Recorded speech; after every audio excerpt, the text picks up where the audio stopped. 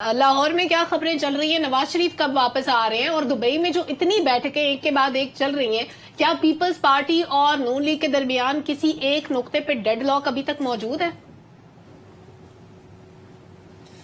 میرا خیال ہے کہ ڈیڈ لاک لاسٹ ٹائم بھی میں نے کہا تھا کہ جن ایشوز پہ تھا اس پہ دور کر دیا گیا. زرداری صاحب کے کچھ تحفظات تھے، دور کر دیے گئے. بنیادی طور پہ ان کو سمجھا دیا گیا کہ جو عبوری حکومتیں بن رہی ہیں وہ حصہ بے قدر جسا آپ کے جس ایریے میں جو فال کرتا ہے اس کی مرضی سے بنے گی.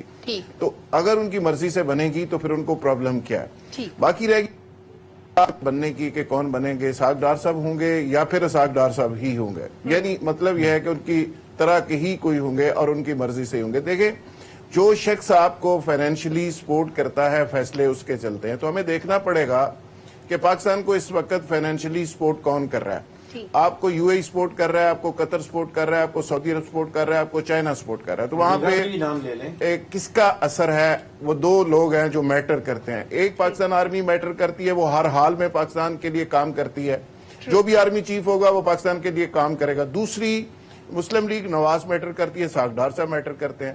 تو میں سمجھتا ہوں کہ وہ ریلیونٹ ہوں گے، اگر وہ ہوں یا ان کی مرضی کے ہی کوئی ہوں گے. تو میرا خیال ہے اس سے تو ہمیں نکل جانا چاہیے. دوسری بات، الیکشن ہوں گے یا نہیں ہوں گے، میں پہلے دن سے کہہ رہا ہوں کہ جس طرح کا سیٹ اپ بنایا جا رہا ہے، جس طرح کی خبریں آ رہی ہیں، جس طرح کے ٹیکنوکریٹس کے انٹرویوز لیے جا رہے ہیں، اس میں ریاست بچانے کی بات کی جا رہی ہے، سیاست بچانے کی بات نہیں کی جا رہی. اور ویسے بھی اس کے 3-4 فیکٹرز ہیں. پہلی چیز تو یہ ہے کہ جن کی مقبولیت کام کرنی تھی وہ نہیں ہو سکی، ابھی تک اور ٹائم چاہیے. سافٹ ویئر پوری طرح سے اپڈیٹ نہیں ہوا. نئی پارٹیاں بنائی گئی ہیں، نئی پارٹیوں کے تینوں جو قائدین ہیں انہوں نے کہا کہ بھائی ہماری تو تیاری نہیں ہے. ایک قائد جو بڑے گروپ کا قائد ہے اس نے تو اپنی پارٹی کے پروگرام کے اندر کہہ دیا ہے کہ بھئی الیکشن نہیں ہو رہے، سکون کرو، الیکشن اگلے مارچ اپریل ہوں گے. دو وجوہات. تیسری وجہ یہ ہے کہ انتخاب اگر ہوتے ہیں تو اس کے نتائج کو تسلیم کون کرے گا؟ پھر اس کے نتیجے میں جو انارکی پیدا ہوگی. یہ 3-4 چیزیں ہیں جو پریشان کر رہی ہیں. اور آخری بات یہ ہے کہ ابھی جو گرفتاری جس کی ہم بات کر رہے تھے اس کے بارے میں اسلام آباد میں پوری کھچڑی پک چکی ہے. ایف آئی اے پوری طرح سے تیار ہے. 2 کارنر سے گرفتاری کا پلان 2 جگہ سے ہو چکا ہے. اب وہ ایکسیکیوٹ ہوتا ہے یا نہیں ہوتا یہ آنے والا وقت ثابت کرے گا، لیکن گرفتاری کا پورا پلان بن چکا ہے. احتشام صاحب، ہم نے آئی ایم ایف سے پیسے لیے، پہلی کیس جو ہی آئی تو ہم نے کیا کیا کہ اپنے وزیروں کو پیسے بانٹنے شروع کر دیے. ادھر ہم الیکشن کی بھی تیاری کر رہے ہیں. لیٹ سپوز یہ الیکشن ہم نے کر بھی لیا، ابھی تک نئی مردم شماری کے نتائج نوٹیفائی ہو کے نہیں دے رہے. اگر پارٹیز نہیں مانے گی، اگر اس کے خلاف عدالت میں چلی جائیں گی، نئے سرے سے ہم اتنے اخراجات کہاں سے لائیں گے پورے کرنے کے لیے؟ پیسہ کہاں سے آئے گا؟ اور اگر ہم اس نگران سیٹ اپ کو پرولونگ کرتے ہیں تو پھر کیا آئی ایم ایف کے ساتھ ہماری ڈیل ڈسٹرب نہیں ہوگی، جن کو ہم یہ یقین دہانی کرا چکے ہیں کہ الیکشن ٹائم پہ ہوگا؟ سلمہ، آپ بڑی بھول میں ہیں، بھولی ہیں آپ کہتی ہیں کہ ہمارے پاس پیسے نہیں ہیں. 2 ارب 23 کروڑ روپے کی گاڑیاں آ رہی ہیں پنجاب حکومت میں جو افسروں کو دی جانی ہے. اور وہ نقوی صاحب جو چیف منسٹر ہیں وہ کیا کہتے ہیں کہ جی افسروں کو ہم گاڑیاں دیں گے تو وہ کام کریں گے. تو دیکھیں ان حالات میں میرا خیال ہے ایک پیسہ میٹر کرتا ہے. 2 ارب 23 کروڑ پہ انور رضا بڑی رقم ہے ان حالات میں. آپ نے جناب جس انداز سے کہا گیا تھا کہ جی آپ 21 ارب روپیہ الیکشن کے لیے دے دیں، وہ نہیں دیا آپ نے. بہرحال گاڑیوں پہ اس طرح خرچہ ہو رہا ہے. یہی کام سندھ میں بھی ہو رہا ہے. دیکھیں یہ سارا کچھ یہ بڑا واضح طور پہ بتا رہا ہے کہ جتنے اس وقت ایکٹیو سیاسی پلیئر ہیں، جتنی سیاسی جماعتیں اس وقت حکومت میں ہیں، سلمہ، ان کا بڑا پرفاؤنڈ یہ پیٹی پولیٹیکل پرسنل انٹرسٹ ہے کہ اس سیٹ اپ کو چلنے دیا جائے. اب جو ڈاکٹر صاحب بات کر رہے تھے نا کہ جی اب یہ سسٹم کو اگر چلنا ہے اور جو اسٹیبلشمنٹ بھی چاہتی ہے کہ جی ہماری اکانومی ٹھیک ہوگی، ساری چیزیں چلیں گی، اس سارے سینیریو کو دیکھتے ہوئے تو لگتا نہیں ہے کہ کوئی عام حالات کے الیکشن ہو جائیں گے اور کوئی اور پارٹی آ جائے گی اور ہم یہ افورڈ کر سکتے ہیں کہ جی ایسے معاملات کو چلاتے رہیں. لیکن اب وہ کرٹیکل مومنٹس آ گئے ہیں کہ جس پہ اب حکومت نہیں چل سکتی.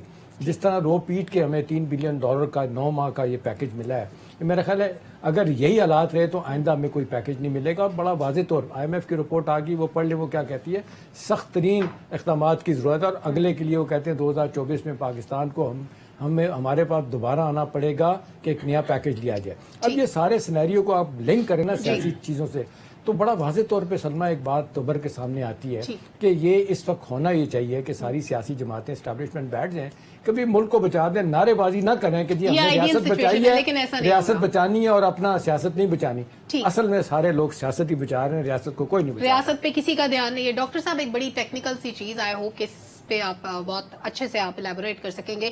SDG سسٹینیبل ڈیولپمنٹ گولز, جس کے بارے میں ایلوکیٹ تو کیے جاتے ہیں فنڈز, لیکن وہ وزراء کو دے دیے جاتے ہیں, جہاں پہ لگنے چاہیے وہاں پہ نہیں لگتے. ابھی ہم جس لوٹی پوٹی معیشت کی بات کر رہے ہیں, جس کے خزانے میں کچھ نہیں تھا, ادھار مانگا, اربوں روپے کی گاڑیاں ہم نے منگوا لی پنجاب میں بھی, جس طرح بھی احتشام صاحب نے ذکر کیا, تو وہ SDG پہ عمل درآمد کس کی ذمہ داری ہے؟ سلمہ, یہ اچھی چیز آپ نے اٹھائی ہے. سسٹینیبل ڈیولپمنٹ گولز یہ UNDP نے ایجاد کیے تھے اور اس نے سارے ملکوں کو دیے تھے, اور اس میں جو روح تھی وہ یہ تھی کہ آپ نے جو اپنی تعلیم کے اوپر جو ہے وہ شرح GDP کی کتنی خرچ کرنی ہے, کس طرح پیسے بڑھانے ہیں, صحت کے اوپر کس طرح پیسے بڑھانے ہیں.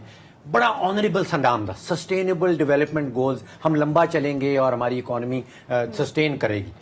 ہم نے بڑا خوبصورت ٹوسٹ دیا اس کو. ہم نے سسٹینیبل ڈیولپمنٹ گولز کے تحت MNAs کو پیسے بانٹے. اردو میں ڈاکٹر صاحب کیا ہوگا, ناظرین کو یہ بھی بتائیں نا کہ یہ سسٹینیبل گول کا مطلب کیا ہے, کہ وہ پروجیکٹ جو چل سکتے ہیں وہ پاکستان کو دیے گئے کہ آپ کر کے دکھائیں. اب اس میں جو جس مد میں SDG کی مد میں کوئی 70 ارب روپے کی ہم نے اس بجٹ کے اندر ایلوکیشن کر دی ہے جو MNAs کو پیسے ملنے, کیا آپ لیں, تقریباً 60-70 کروڑ روپیہ ایک MNA کے حصے میں آئے گا. وہ سیاسی رشوت ہے کیا ہے؟